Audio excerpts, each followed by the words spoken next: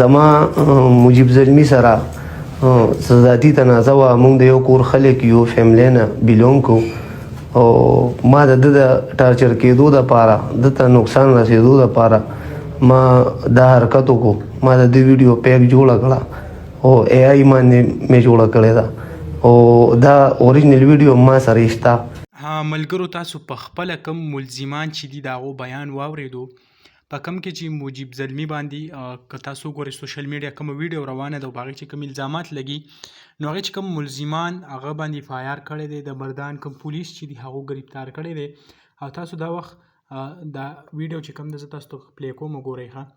دا کسان چې کوم دي دا ورسره اف آی آر دی او د کس په خپله اظهار هم وکړو چې ما په اے آی په مدد سره دا ویډیو جوړه کړې ده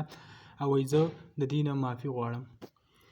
نو اوس ګورو چې د مردان کوم پولیس چې دي هغه له دې خلاف کوم اف آی آر کوي او کوم قسمه دپې په دې کې درج کوي دې ته څه قسمه سزا هغه میلاویدی شي نو په هغې باندې به هم قانوني کوم ماهرین چې دي هغه خبرې کوي. خو دا کس چې کوم دی په خپله کوم اقبالي جرم هم کوي او وایي چې ما چې څه کړي دي هغه دا زموږ وایي خپل و مجیب زلمی او زه راولګېدم ما له دې کوم د بدنامۍ دپاره داسې یو څو ویډیو جوړې کړي ما ویل چې دا